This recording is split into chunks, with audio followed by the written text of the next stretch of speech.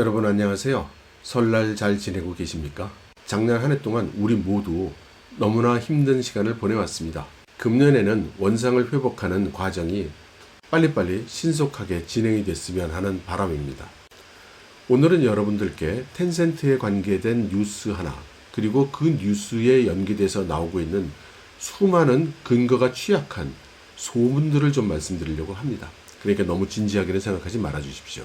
다름 아니라 최근에 월스트리트 저널이 텐센트의 직원 짱펑이라는 사람이 텐센트가 운영하고 있는 위챗의 사용자 데이터를 외부로 유출시켜서 조사를 받고 있다고 보도를 했습니다. 그런데 이 사건이 큰 것은 그 데이터를 제공받은 사람이 공안부 부부장 순리진이라는 것입니다. 이 순리진은 작년 4월에 심각한 기율 위반 혐의로 체포가 돼서 오늘날까지 계속 조사를 받고 있는 중입니다. 그리고 텐센트의 오너 마화텅은 현재 홍콩에서 체제하고 있는 것으로 알려졌습니다. 중화권의 미디어들은 이 짱펑이라는 사람의 데이터를 찾으려고 했던 모양인데요. 그렇게 정보가 나오지 않았고, 이 짱펑이 2018년에 텐센트에 입사를 했고 맡고 있는 직무가 대정부 업무라는 것 정도입니다. 중국 정부 그리고 중국 공산당 각 기관과 왔다 갔다 섭외하고 대응하는 이제 그런 일을 하던 사람이라는 것이죠. 찾아볼 수 있는 유일한 데이터는 짱자코 씨의 상무국 웹사이트 중에 이제 여러 가지 소식을 전하는 소식란이 있는데, 과거 2018년도 10월 짱자코 씨의 시장인 우웨이동, 부시장인 리홍과 전종, 이런 사람들이 텐센트 그룹의 부총재인 짱펑과 전파펀의 예방을 받았다. 이런 소식이 있는 게 전부입니다. 이 자리에서 양측은 동계올림픽, 스마트 관광, 요양의료, 창업보육센터 이런 프로젝트들에 대한 의견을 교환했다고 합니다. 하지만 텐센트는 이번 사건은 짱펑이라는 사람 개인이 저지른 일이고 텐센트나 위챗 서비스와는 아무 관계가 없다, 이렇게 부인을 했습니다. 그리고 짱펑이 부총재 같은 그런 고위직을 맡은 적이 없다고 이런 이야기도 했죠. 이렇게 텐센트가 짱펑의 직급에 대해서 부인을 하는 것은 그렇게 이상하지는 않습니다. 저 같은 경우도 과거 여러 회사나 조직을 처음 방문을 할 때 보면 저를 소개하는 사람이 저에 대해서 너무나 영향력이 크고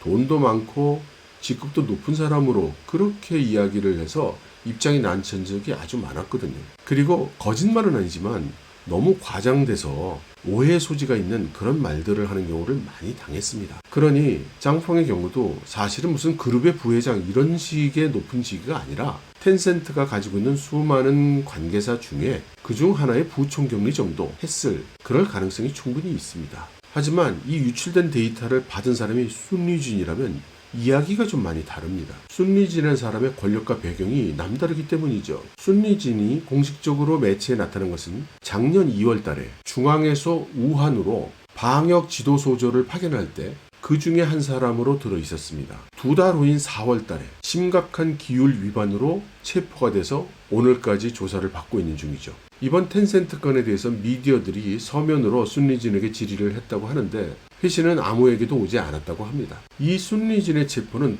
당시에도 굉장히 큰 뉴스가 됐었습니다. 공안부 부부장을 체포한다는 것이 쉬운 일이 아니었고, 또 순리진이 체포된 당일날 중국 공안부는 한밤중에 회의를 열어서 시진핑 주석과 베이징 지도부에 대한 충성을 표현을 했습니다. 그러면서 순리진을 조영캉 전 정법위 서기, 멍홍웨이 전 공안부 부부장, 이 사람들과 비교를 하기도 했었죠. 그러면서 순리진은 경외심을 모르고 함부로 행동을 했다, 이렇게 발표를 했었습니다. 조용캉은 중국의 사법체계를 모두 관장하던 권력자였지만 시진핑 주석이 권좌에 오른 후에 사법 처리됐고, 멍홍웨이는 인터폴 총재로 있다가 어느 날 갑자기 중국 당국에 의해서 체포돼서 귀국한 일로 전 세계가 떠들썩했었죠. 순리진의 혐의는 10개가 넘는다고 하는데 대외적으로 알려진 가장 큰 이유가 바로 이거였던 것입니다. 경외심이 없고 함부로 행동을 했다. 까불어서는 안 되는 사람에게 까불었다는 뜻으로 해석이 됩니다. 여기서부터는 완전히 소문인데요.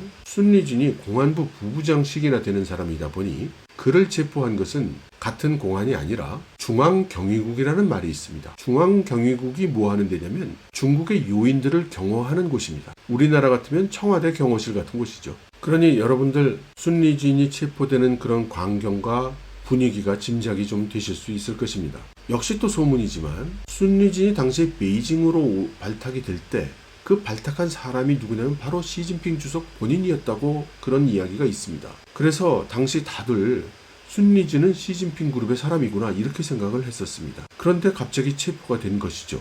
언제나 그렇지만 의외의 일이 일어나고 나면 또 그 의외의 일을 그럴싸하게 설명하는 소문들이 또 퍼집니다. 그 소문 중에 하나를 소개를 해드리면 순리즈는 시진핑 그룹의 사람이 아니고 짱즈청과 아주 밀접한 관계에 있는 사람이라는 것입니다. 그럼 짱즈청은 누구냐? 짱저민 전 주석의 손자입니다. 이 짱즈청은 월스트리트의 금융회사들에서 일을 했었고 그 후에 독립해서 자기 자신의 금융회사를 차렸죠. 그리고 그 짱즈청의 금융회사는 알리바바의 지분을 상당량을 보유하고 있습니다. 이 소문이 맞는다고 하면 순리즈는 짱즈청하고 친하고 짱즈청은 상하이방의 핵심 인물이죠. 그러니 순리진도 상하이방의 인물이라는 뜻이 되죠. 그리고 그렇다면 이 상하이방의 핵심 무력인 순리진을 베이징으로 데려오고 부부장 자리에 앉힌 시진핑 그룹의 인사는 친구는 가까이 하지만 적은 친구보다 더 가까이 라는 말을 실천한 것이 되는 것이죠. 하여간 이런 일들은 소문이 이것저것 아주 잡다하게 많이 돌아다닙니다. 그리고 그 중에 하나가 중국 CCTV의 유명 아나운서인 똥칭이라는 사람에 대한 것도 있습니다. 이 똥칭은 중국 최고의 엔터테인먼트 프로그램이라고 할 수 있는 춘절 전날 저녁 춘완이라는 프로그램입니다. 일본의 가요 홍백전 같은 것이고 우리나라 연말에 열리는 대형 쇼 프로그램과 비슷한 것이죠. 똥칭은 이 춘완의 MC를 몇 년간 계속 해왔습니다. 그러다가 2019년 춘완에서 갑자기 사라지죠. 그리고 시청자들에게 어떤 인사말이나 해명도 하지 않았습니다. 그리고 수개월이 지나서 2020년 12월에 중국의 미디어들이 일제히 똥칭 관련 뉴스를 보도를 했습니다. 그 내용을 살펴보면 똥칭이 비버리 힐즈에 호화로운 저택을 가지고 있다는 것이고 5번이나 애인을 바꿨다는 것이고 결국 부자를 찾아서 시집을 갔다는 것입니다. 똥칭이 애인을 5명을 바꾸든 10명을 바꾸든 그게 무슨 상관이며 결혼한 사람이 부자이든 가난한 병이든 그게 무슨 상관이겠습니까마는 중국의 미디어들이 이렇게 보도한다는 것은 정치적인 의도가 숨어 있다는 것을 의미하죠. 똥칭이라는 사람은 굉장히 도덕적으로 문제가 있는 여자라는 그런 메시지인 것입니다. 그리고 이 비버리 힐즈의 집은 2015년에 미국 연수를 갔을 때 750만 달러를 주고 샀다는 것이고 최근에는 899만 달러에 내놓았다는 것입니다. 이 집의 1년 재산세가 70만 위안이고 한 달 관리비가 8천 위안이라는 보도를 했죠. 바로 중국 인민들의 정서를 자극하는 것입니다. 당신이 평생 모아도 못 벌 돈 또는 당신이 지금 살고 있는 집 정도의 돈은 똥칭은 1년 세금으로 낸다. 그리고 당신의 봉급보다도 더 많은 돈을 한 달 관리비 정도로 쓰고 있다. 이렇게 자극을 하는 것입니다. 그 과정이나 소문이 무엇이든지 간에 이 비버리 힐즈의 집이 똥칭의 것이라는 것은 사실인 모양입니다. 그리고 그것이 사실이면 CCTV에서 지급하는 봉급을 모아서는 살 수 없는 것이라는 것도 분명하죠. 똥칭이 남자친구를 누구를 사귀든 저희들과는 상관이 없는 일이겠습니다만 소문으로는 똥칭의 애인이 바로 이 순리진이라는 것입니다. 똥칭이 방송가에서 갑자기 사라진 이후에 방송국에서 돌고 있는 소문을 들어보면 작년인 2020년 8월에 순리진과 연계가 돼서 중앙기율위원회에서 사람들이 나와서 똥칭을 체포해 갔다고 합니다. 그런데 똥칭 한 사람만 체포해 간 것이 아니라 CCTV의 앵커로 유명한 리스스라는 여자 앵커도 체포를 해 갔다는 것입니다. 그래서 당시 CCTV 복도에서는 야, 순리진이 건드린 여자 아나운서가 한둘이 아닌가 봐.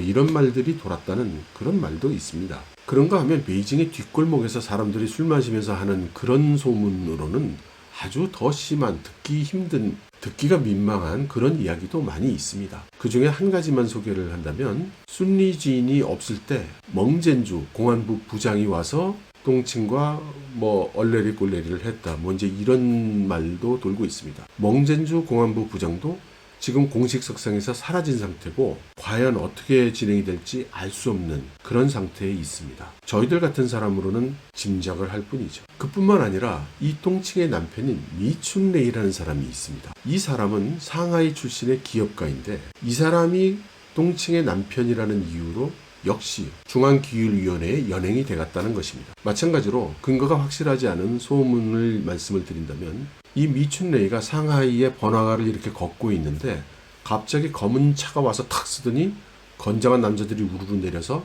당장 체포해 갔다는 것입니다. 그리고 이 미춘레이는 너무나 놀라고 무서워서 당시에 바지에 오줌을 지렸다는 그런 말이 있습니다. 뭐 바지에 오줌을 지리든 말든 그게 사실이든 말든 별로 상관은 없지만 이 말씀을 드리는 이유는 여러 가지 정황으로 보아서 이 미춘레이라는 사람은 상당히 소심하고 겁이 많으며 우유부단한 성격의 사람 같습니다. 또 다른 소문으로는 이 미춘레이를 잡아다가 신문을 했더니 물어보는 말에 대답을 하는 것은 물론이고 묻지 않은 것까지 이것저것 다 일러바치는 바람에 수사관이 묻는 말에만 대답해라고 했다는 그런 말도 있습니다. 중국의 부자들의 순위를 발표하는 후룬이라는 잡지가 있죠. 이 후룬이라는 잡지의 2020년도 리스트를 보면 이 미춘레이가 중국 부호 560위를 기록을 했습니다. 가진 재산이 106억 위안 정도 된다는 것이었는데요. 이 106억 위안이 그 바로 전해에 비해서 45억 위안이 증가한 것입니다. 그러니까 2019년에서 2020년 오면서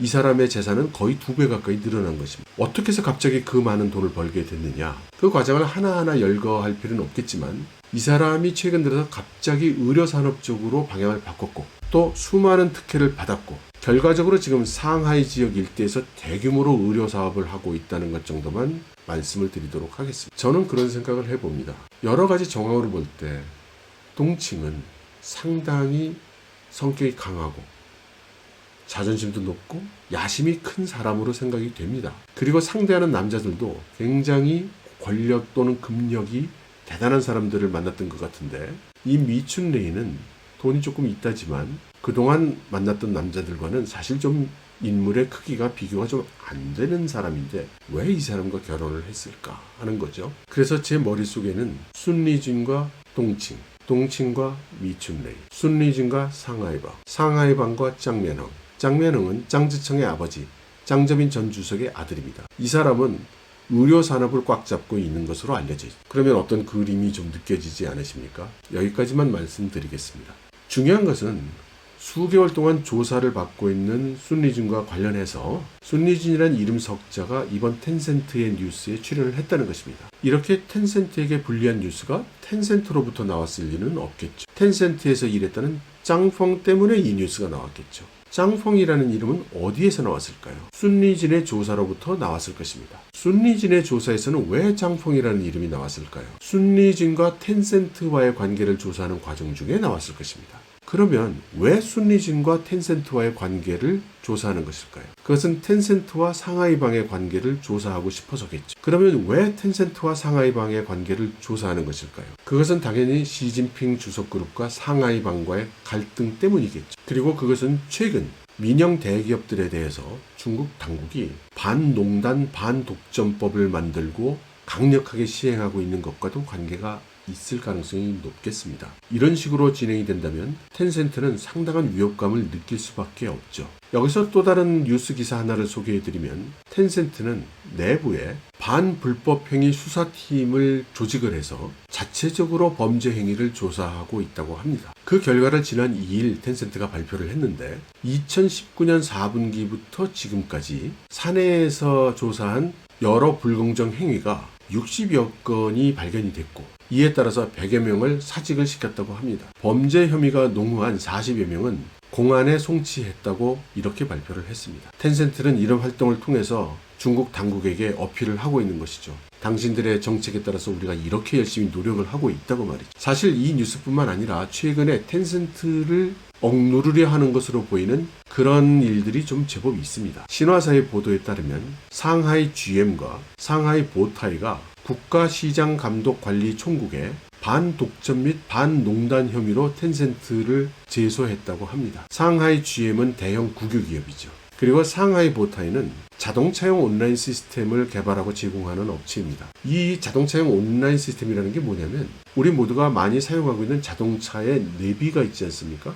그 내비의 기능을 확장을 해서 인터넷과 연동하고 IoT와도 연동을 해서 여러 가지 기능을 하게 하는 그런 시스템입니다. 중국 사람들의 통신 수단으로 지배적 지위를 가지고 있는 위챗, 그리고 지불 같은 걸 할 때도 위챗을 하니까요. 이 위챗과의 연동이 꼭 필요한 것이죠. 그런데 텐센트가 시장 우월적 지위를 남용해서 이 연동을 불허했다는 것입니다. 물론 이 사건은 시장에서의 기업과 기업 간의 분쟁일 수도 있습니다. 그렇지만 이런 그 정치적 흐름, 그리고 수많은 소문을 듣다 보면 야, 이 뒤에는 또 혹시 시진핑 그룹과 상하이방 뭐 이런 이야기가 숨어 있는 거 아니야?